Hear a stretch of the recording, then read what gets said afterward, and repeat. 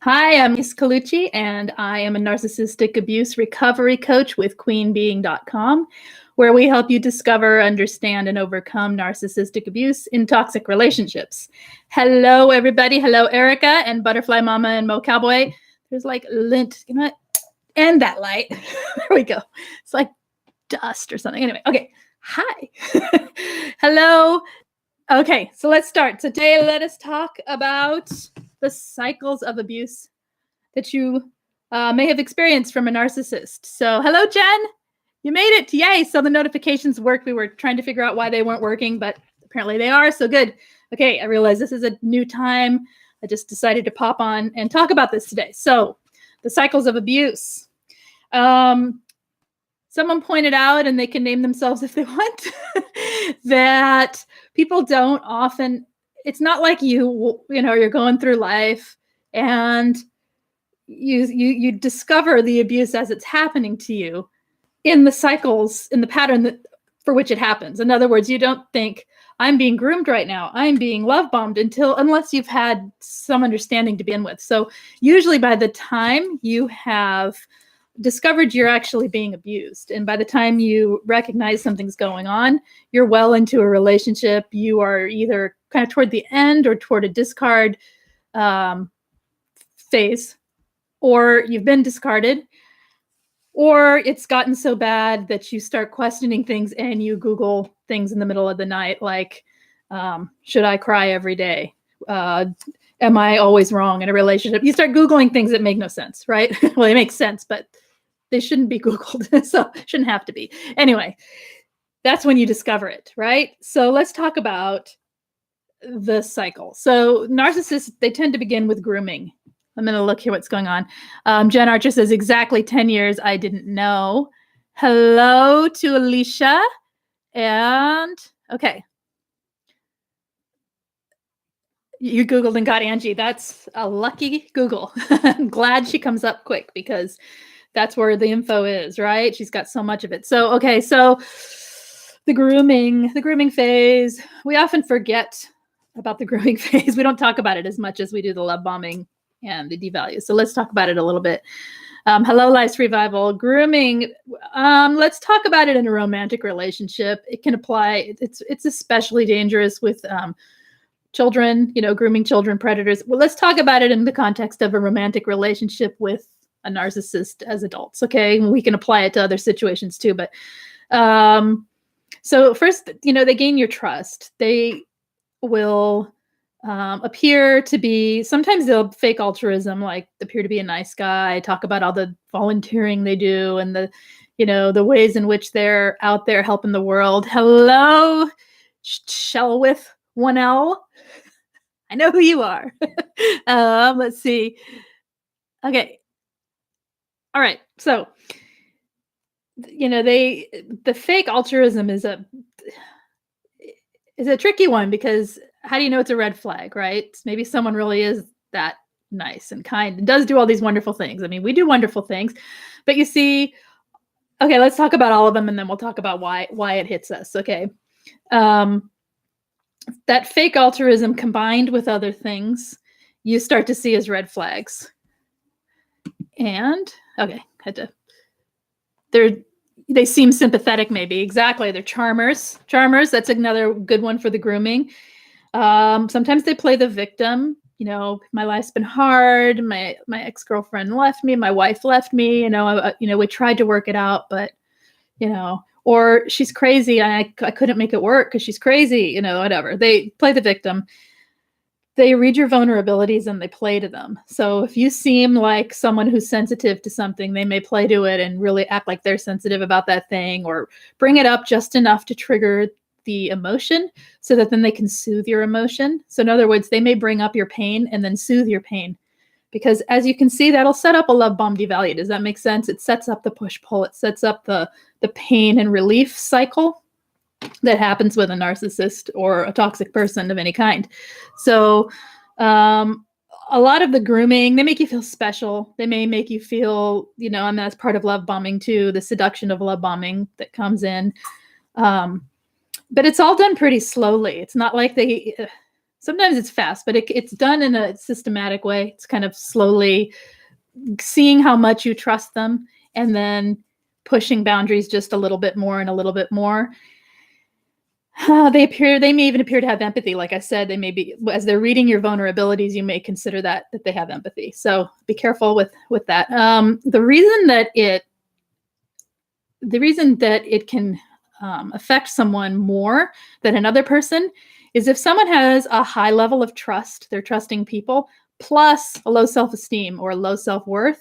That's a combination for very soft boundaries. If you can understand, like that combination of having trusting in people and having a low self-worth. Having a low self-worth and low self-value is, number one, gonna pretty much attract people that hurt you across the board. So, I mean, you may attract nice people, but it tends to attract not so great people. So it's really important, obviously, to get your self-worth up.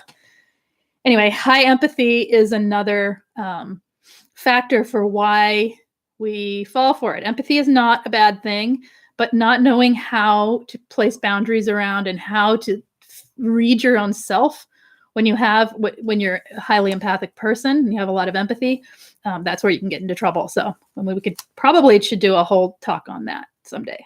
But let's see. Jen Archer says, he made me feel safe.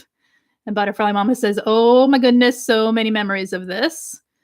And Erica says, oh, I heard that my ex was crazy. Him even saying that he had an ex to make me believe he was normal. He's never had a real relationship. Yes, you see. Jen Archer says, I had soft boundaries. Excuse me. I have a tickly nose. Like the pollens are crazy. Anyway. Okay. Yes. Shelwood says, I had no boundaries with my ex-narc. And Erica America, that's me, low self-value plus trust high. Ugh, it's okay. These are things you can, understanding it about yourself means you can fix it or work on it. And as you gain your self-worth and your self-value, you kind of get a little more discerning with who you trust. So trust is good. It's just where we place our trust, right? And why we need the trust. The problem is trust is great. Being able to trust people is a good thing. Being able to trust yourself, maybe not people, but yourself in situations so that you can learn to trust the right people. The self-worth, the reason often that we fall into these grooming and love bombing scenarios and we believe them is because our self-worth is low. This builds your self-worth momentarily, externally through someone else. So you feel filled up and you feel happy for a while. And you see, that's why it's important to do that for yourself, right? Jen Archer says, how do we stop wanting to heal those that want to be fixed? I'm working on that, but it's hard. How do we stop wanting to heal those that don't want to be fixed? Okay, number one, it's not your job to fix anyone or heal anyone. It's nobody's job. It's their job to work on it. Even as a coach, I mean, especially, it's up to the person who is in front of you to work on their own self and their own healing. For myself, I don't see myself as healing anyone or actually even helping anyone. I mean, I hope it helps, but it's not like my how I view myself. Does that make sense? It's more to be a conduit of change for someone else, to be able to show someone that they have the capacity to make change and help them see their own path. So how you stop wanting to heal those, to me, it's because I don't take it on to begin with to heal. I don't see it as my own responsibility to heal someone else. Does that make sense? So I would look at, you need me to write that down. Okay. I will try. I'll watch this again and write it down for you.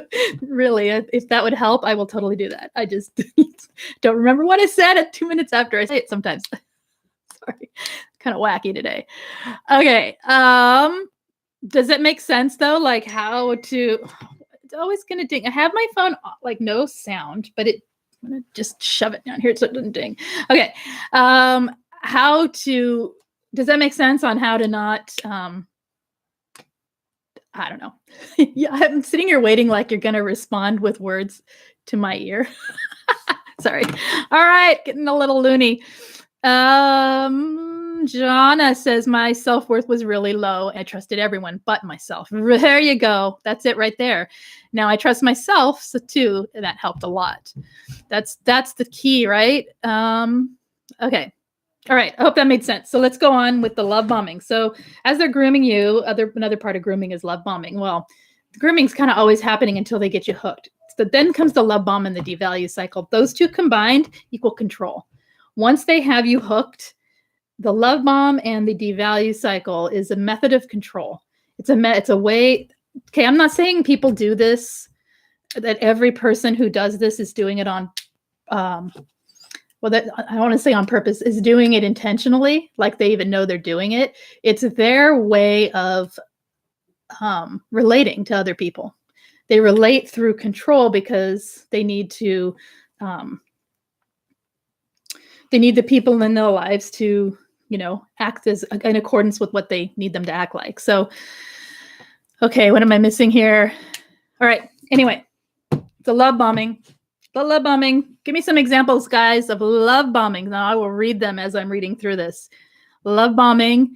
So they may buy you gifts. That's an obvious one. Take you places, take you on expensive dates. It doesn't even have to be expensive. They may just shower you with affection, lots of praise and adoration. You are the best kind of comments. This is the best. You are the most. We're soulmates. Erica says, mine would say, you're beautiful. You're a beautiful mommy, then suggest ways for me to lose weight. Yeah, that's the love bomb and then the devalue. But just in the beginning, like if we're talking about a cycle, like what we're looking for, you are everything I ever wanted. My ex's first words to me, says Shell, was that I was the most exquisite woman he'd ever seen. And Jana says they overcompliment stupid little things. Now when I see it, I can see how fake it is. Exactly. They put you up on a pedestal. They look at you with eyes that lure you in. When you see it later, it's predatory. You see the predatory stare. It can be a seductive predatory stare. It can be a attractive predatory stare. It can be a charming predatory stare, but it's a predatory stare regardless of what emotion is behind it or what intention is behind it. So yes, we're soulmates, says Jen Archer. They will push your boundaries in tempting ways. So maybe, let's go do this then. And you say, no, I'm busy then. Oh, but it's going to be so great. So it's not like pushing your boundaries in a way that comes later with the devaluing. It's more like pushing your boundaries and seducing you into, basically they're seducing you into crossing your own moral line that you have with yourself. They're breaking your own contract with yourself and giving over power to them. Does that make sense? Shell says I was an angel that could do no wrong and then later could do no right. Correct. Yeah, that's Jen. Holy cow. That's Lise. I did see that stare. Thought I was crazy. Yeah. Yeah. That stare is, yeah. It's okay. They make promises to you. They talk about the future a lot. They basically, moving really fast in a relationship can be, it's not necessarily, these are, narcissists aren't the only people who love bomb. Let's put it that way.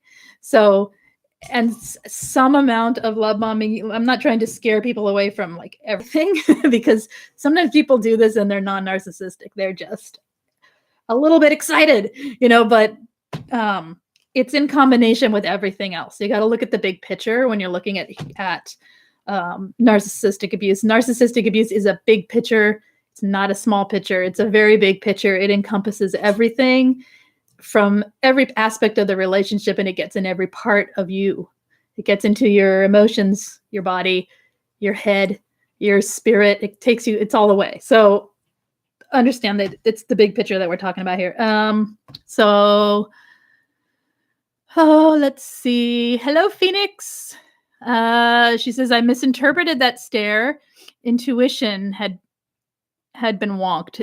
Well, yeah, we misinterpret the stare unless all of this is misinterpreted unless we understand what's happening. And that stare in particular can feel very, I attractive because it's giving you an attention that you need. And often, like I said before, with the grooming, when they are reading your vulnerabilities, then they know which stare to give you, or it could be that that's a particular attraction for them. And so, if they know that you're going to feed off sexual energy, they'll give you the sexual predator stare that lures you into bed with them, right? Or if they know that you are a person that likes to get out and be around people and be really, up, they may give you the charming stare, right? Come with me, that kind of thing. So anyway, are they all that predatory? No, I don't think so. I think that the more vulnerable, no, I don't think they all give the stare. I think many do, though. I think it's pretty, a lot of people talk about that. Mine never made future promises, though. He always said, let's live in the present. Some of them know better, right? They don't all do the same things. These are just like, in general, things to look for, not that it's all going to be the same, because obviously there are varying situations and why they wouldn't future promise. If they're like totally non-committal, sometimes they'll tell you right up ahead what they are. If they're a completely non-committal person, they may never future fake, because and they may tell you things like, that they're non-committal in subtle ways or in direct ways. If he had never had a relationship before, likely he's highly non-committal and therefore wouldn't be a future faker, if that makes sense. But I'm sure all the other, a lot of the other things he did do. So, well, Cowboy says, yep, moving fast, bringing in U-Haul trailer with all their stuff and moving in on the first date. That's moving fast. Oh my gosh. Yeah. Okay. So we know so those are some of the things that can happen with love bombing. And what that does, what does it do to you? It hooks you in. It gives you the feeling of intimacy and connection that in reality should be built over time, but it happens in a short period of time. And when I say grooming is slow, what I mean is the grooming is still going on while the other things are going on. So it's like the grooming kind of pushes the boundaries and tests the water.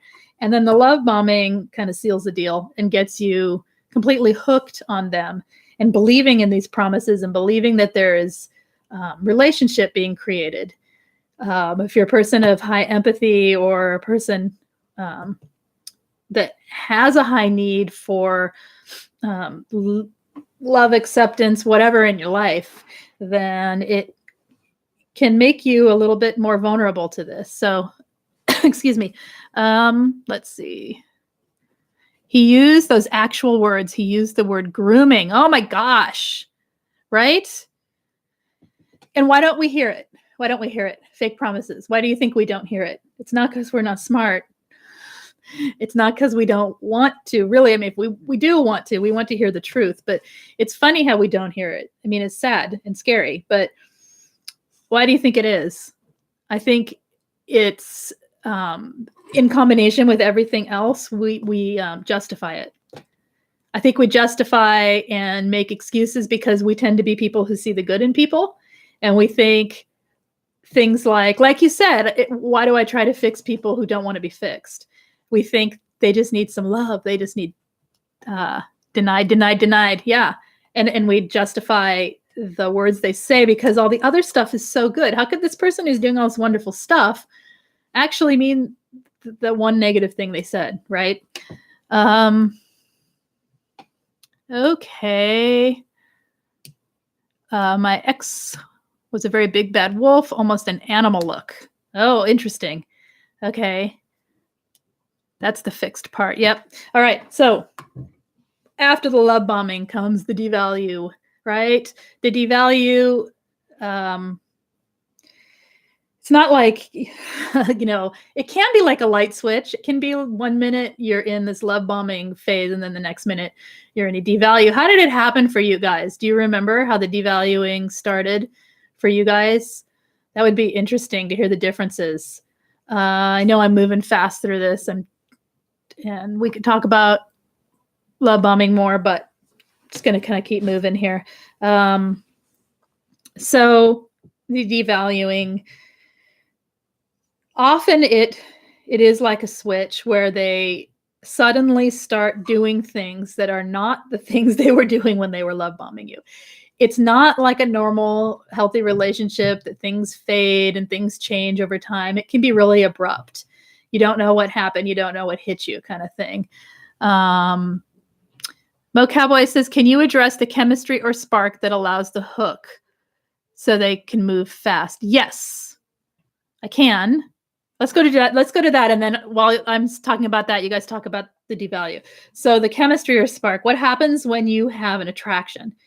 And deep in your brain, I think it's the cerebral cortex. I could have that word wrong, but let's say it's deep in the brain. It's the reptilian brain. It's the deep part of your brain under everything else, like way at the base of the brain, that has it basically controls your heart rate, your breathing, things like that. It has no relation to thought or reason or logic.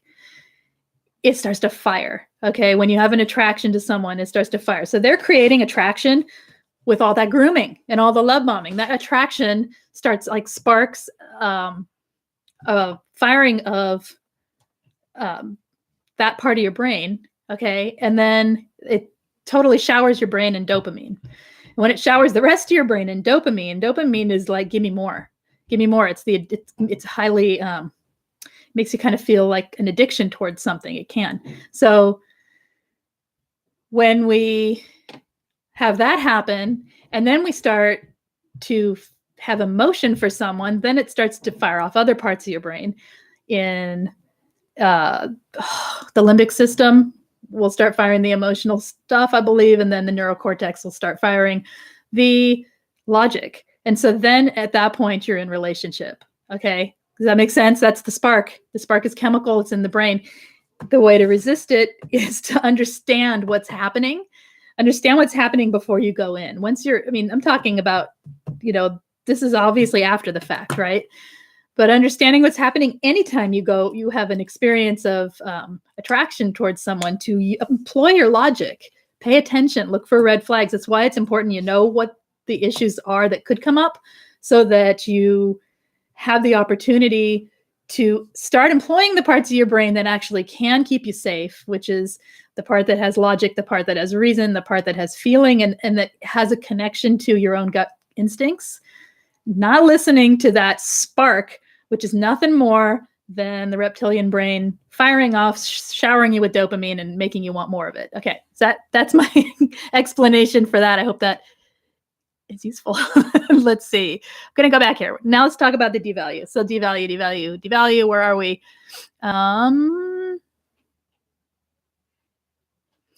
Okay. Oh, I'm lost here. Okay. How could someone so good possibly be so bad? I lied to myself as much as he lied to me. Exactly. We don't see it because we're lying to ourselves. But it's not like we knowingly are doing this. It's because it's like being under a trance, right? It keeps getting blurry. I'm having weird focus. Okay, there we go. It's like being in a trance, right? We're completely hooked. But at this point, that's why we don't see it. Jen Archer says, by the end, I couldn't even roll up the hose correctly. There's a example of devaluing.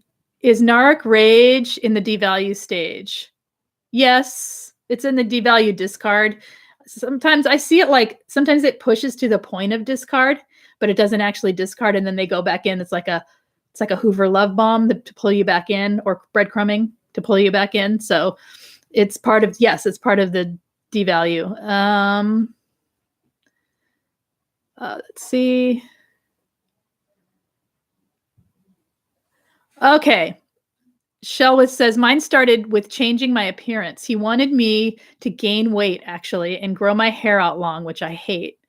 Right. Suddenly they're not satisfied with who you are, and they start wanting to change you. I'm going to come back to that, Mo Cowboy. Can you remind me if I don't?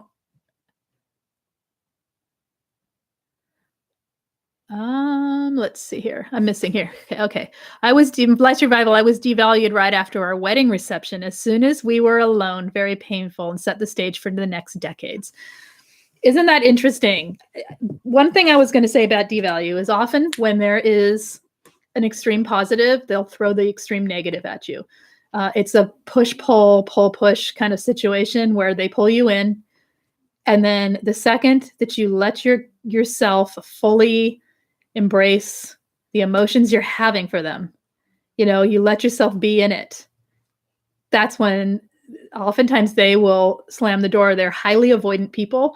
And I think that when it gets real, it freaks them out and they push you away. And the devaluing starts. Plus, it's a different kind of supply to devalue because they need to have the constant discomfort and misery going on. That's the part I always wish we could fix, because this is the part where it just gets ugly, right? This devaluing is where it starts to hurt. Okay. You're such a goody two-shoes. Why are you so nice? That's another phrase that she was told. Don't go putting my logic in. Wait. Okay.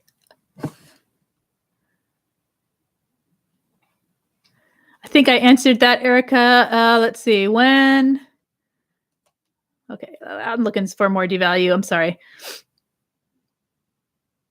You don't think that's going to make you stop wanting it? You're talking about the logic.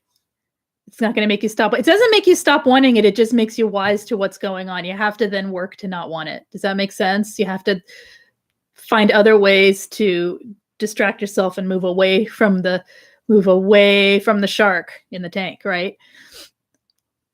Okay. Okay, let's do this, and then I'm going to read this. I'm going to stop this. Okay. So other ideas for the devalue: they will stop listening to you. They'll start judging you and criticizing you. They will withhold emotions, sex, whatever. The withholding starts.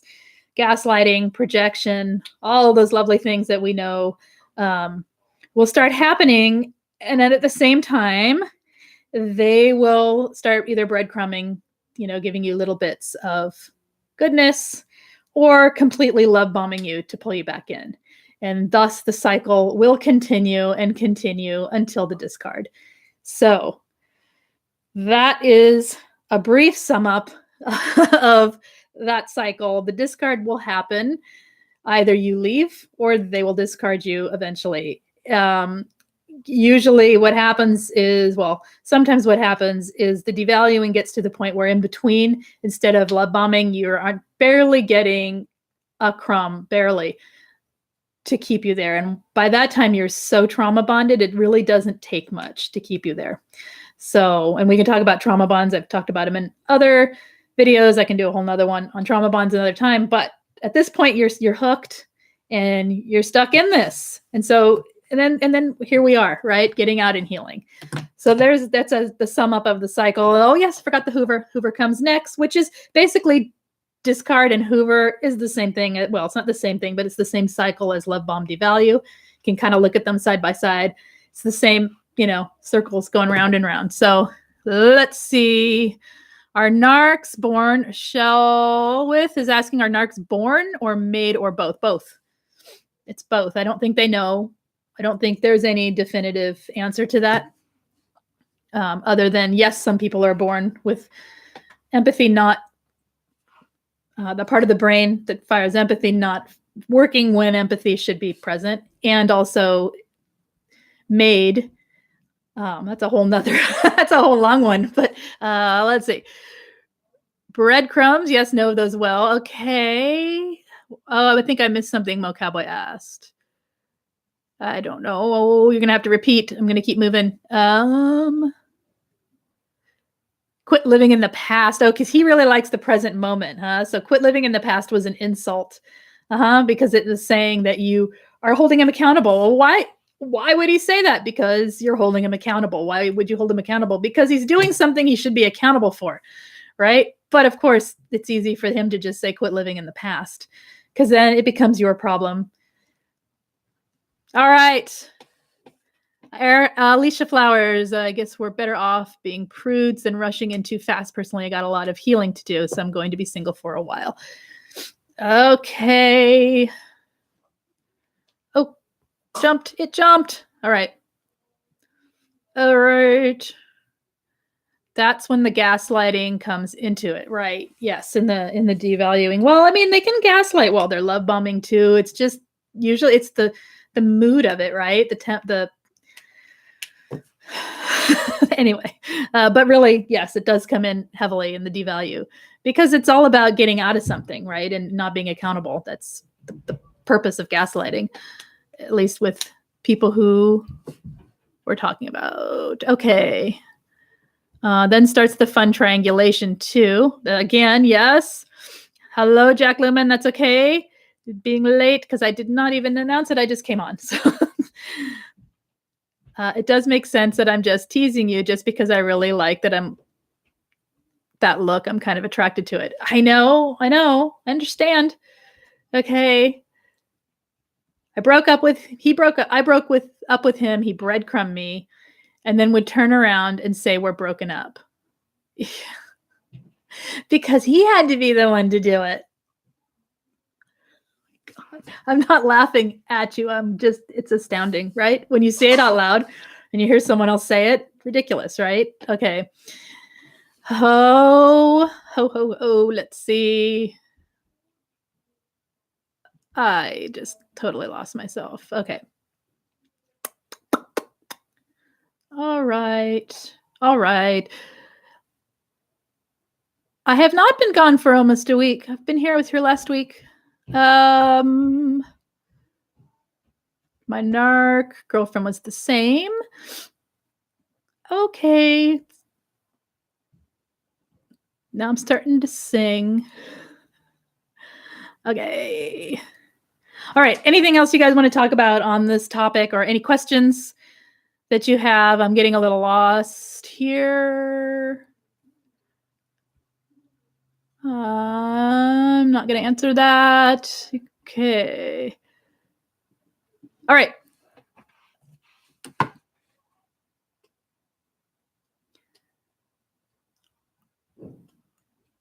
Okay. You can try. It's not working. The text. Anyway, not going to go into that. We can talk about that later. So anything that you want to add to this topic, because I'm sitting here reading stuff that's not relevant to reading and I'm just staring at the camera. All right. Okay. You want to know more about narc rage. What about it? Talk about it. Tell me, what about narc rage? Ask off the top of my head. It's usually provoked by them either not getting their way or it's like a tantrum, right? What's the question that you have? Okay. All right. I'm going to be here for about 10 more minutes max. And then that's it. Oh, well, thank you. Let's see. Jen Archer, exactly, right? Okay, I'm lost here. I'm very tired and I'm still trying to sort Enabler Dad and Flying Monkey and Golden Child and Baby Sis. Brain is scrambled. Deep breaths, Jack Lumen. You don't have to sort them. You can actually, you know what you can do is just put them on the back burner and not worry about them. That's what sometimes people don't need to be in your headspace all night, right? What's the point why they do it? He sounded evil. I think, thank you, Butterfly Mama. I think that it's tantruming. The rage is tantruming. It's to get their way. It's to be louder and bigger than the problem at hand. It's to escape accountability. I'm trying to think of when they rage and why. It's usually if they're caught. Often if they're caught with something, they have nothing else to say. So they'll start raging and turning it around back at you. Like the emotion during rage was the most emotion I've ever seen him have. Right? Yes. It's like, can't you muster that much emotion for something positive, please? Right? But no, it's, I think it's like getting unleashed. It's unhinged, right? And it's full on self-protection mode, defensiveness, to protect their own interest and to protect whatever it is that they're trying to hide from themselves and from everybody else. And the louder they are, the more convincing it is. I don't think it's an intentional thing. I think it's just like flying off the handle, right? And they tend to be people with not as much emotional intelligence, so to speak, where they are not self-aware to the point where they can affect change upon themselves to understand this kind of thing about themselves and make any change. So, right. And Life Survival says it's a control tactic, that too. Right, because they're trying to protect themselves and gain control. Jen Archer says, how do we know we are getting better? Well,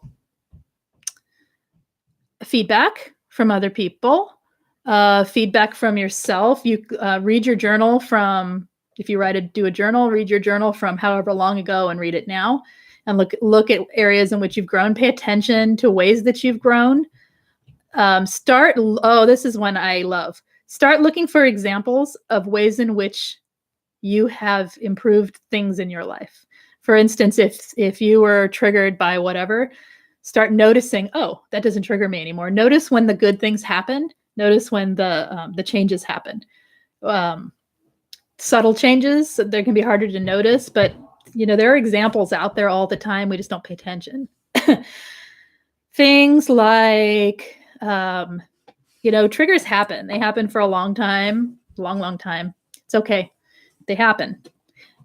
When you recover from a trigger way faster than you used to, or you notice that you even notice that you can recover from a trigger, it doesn't have to just sleep it off for 3 days kind of thing. You know what I'm saying? Like you notice, oh, I'm able to feel better when I do that breathing, it actually works. Or when I do this, it actually works. Or, it only took me an hour to calm down. When you notice things like that, you're getting better.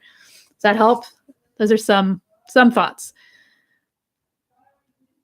Integration and narcissistic abuse. Intergenerational, sorry. Like integration of what? Intergenerational narcissistic abuse. Okay. When mine was caught, he raged at me. Yep.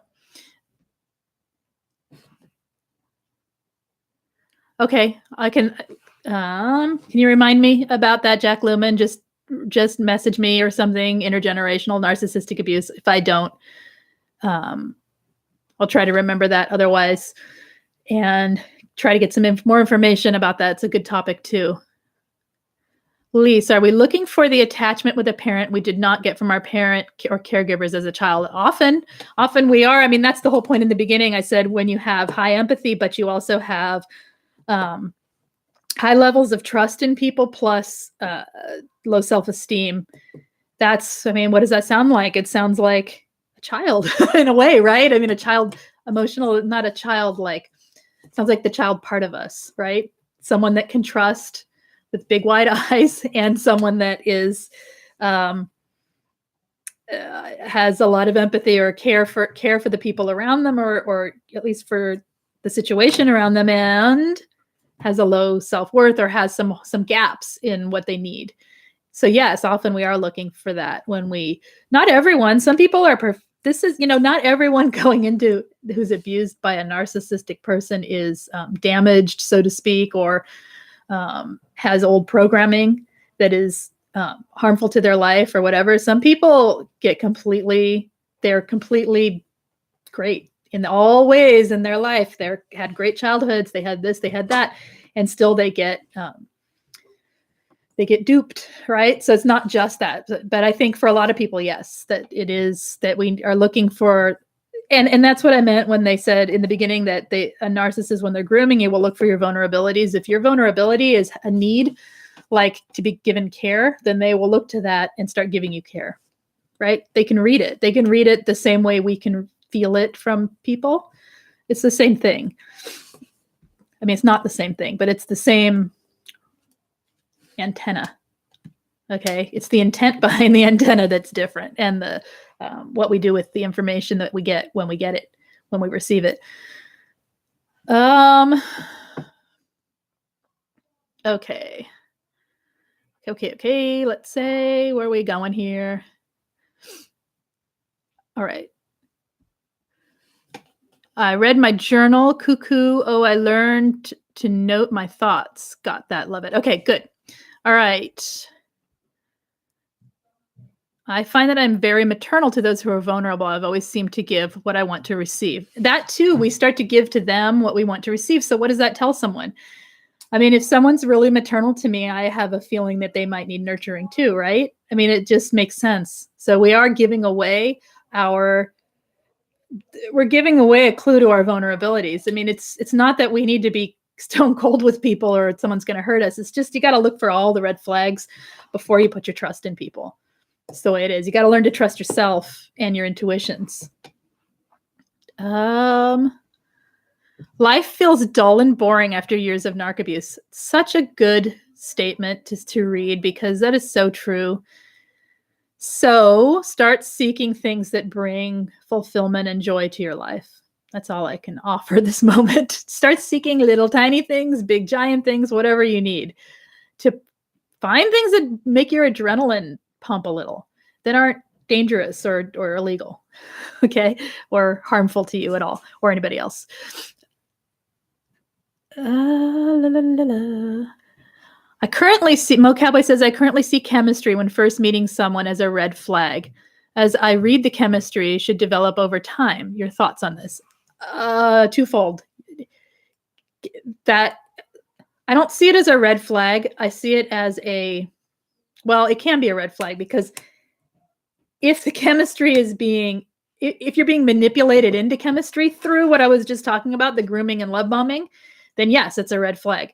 Chemistry in itself, I don't believe is a red flag. I think it's what I said earlier, which is the firing of the brain and at the core, the reptilian brain, what they call it, the part of your brain that does not have logic or reason or emotion even. It's literally the part of your brain that looks and says, my mate, and like is attracted. That's it.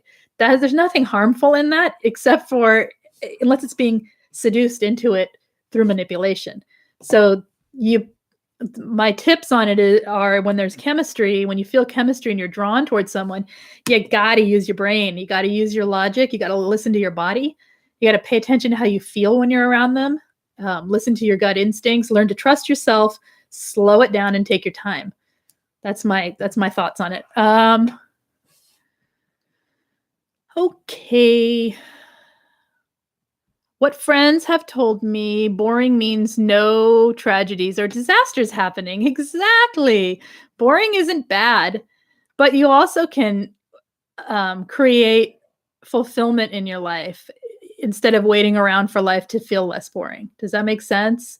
If you feel like something's missing, put it in there, but do it in a positive way.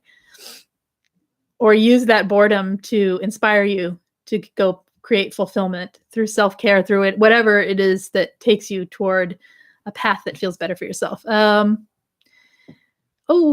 just jumped. Okay. That dull feeling is very common and people are relating to it.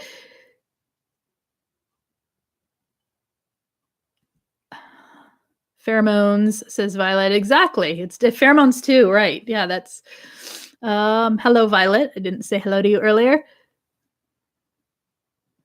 Okay. Yeah, love at first sight versus love developing over time. Well, love at first sight, as we are hearing, at least here, is partially that part of the brain firing. It's not actually love, it's attraction. And it's not attraction on an emotional and intellectual level. It's primal. Okay. So anything at first sight, question it and take your time to discover it. It doesn't mean the person's the wrong person. You can totally have that for the right person. Or for a healthy person. You just have to slow it down to make sure they're healthy. You have to use your brain a lot more than when you're letting love grow from something that feels boring at first, right? And that's okay too. Let's see. I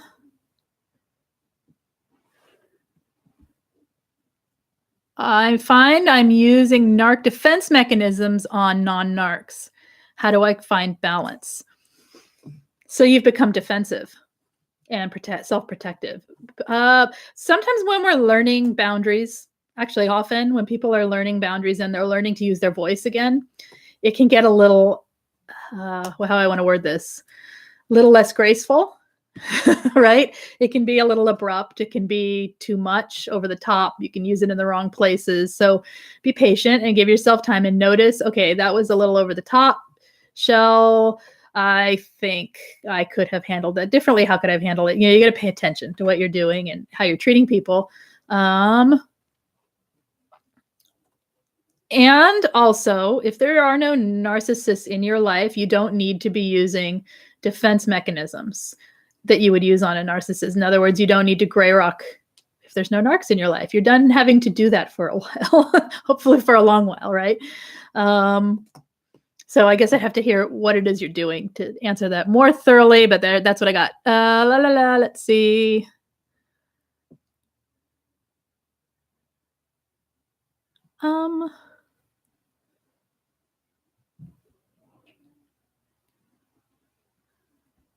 You can't, Life Survival says, I can't find anything that keeps my interest very long, so I jump from hobby to hobby to keep busy. I think that's okay for a while.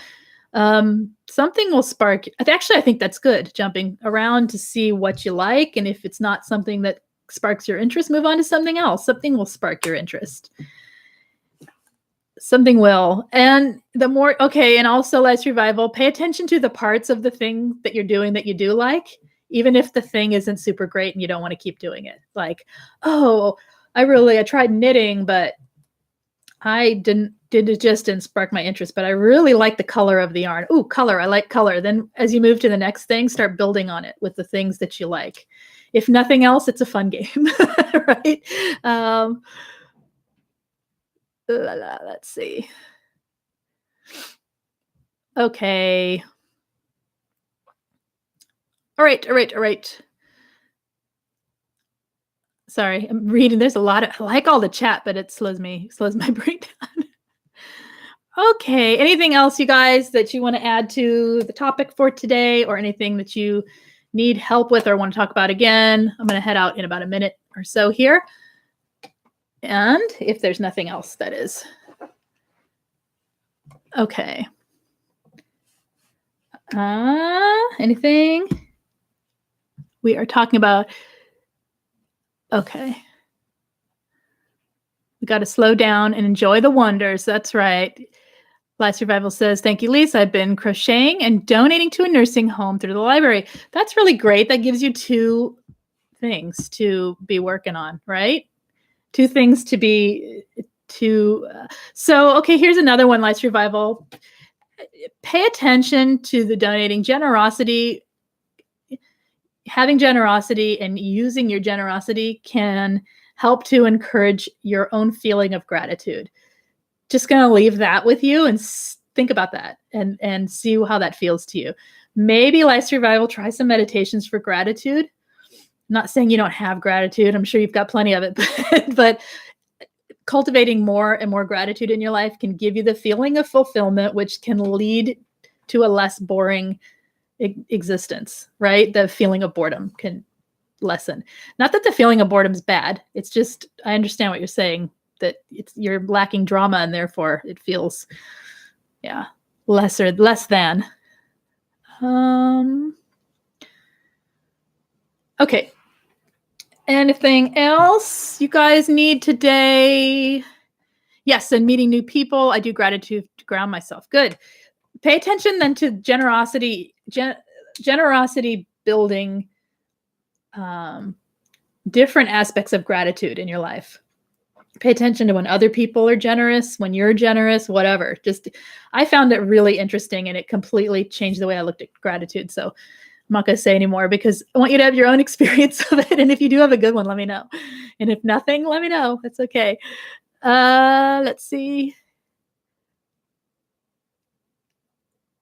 If Lisa's talking about what I think she's talking about, it's about journaling gratitude. Okay.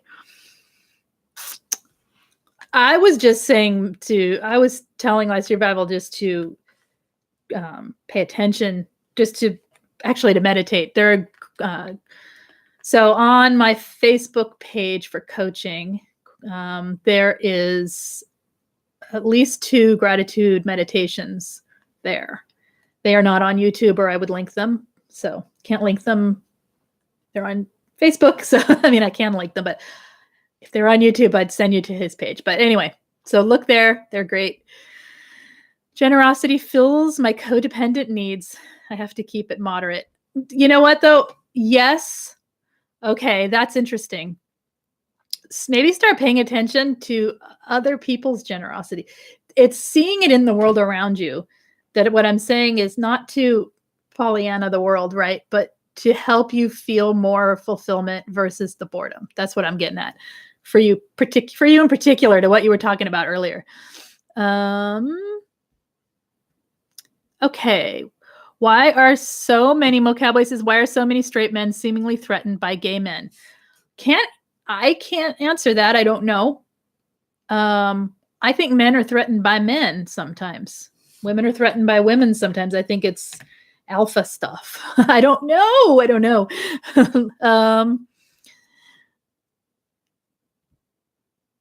Oh, you were asking Jack. Okay. Sorry. I thought you were asking me, and I'm like, I don't know. Okay. You're talking about Paul's. Okay.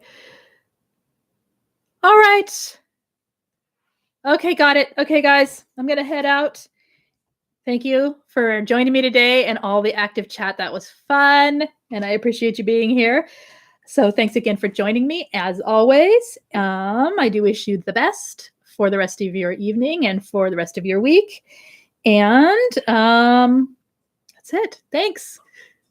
I'll see you next time. Bye-bye.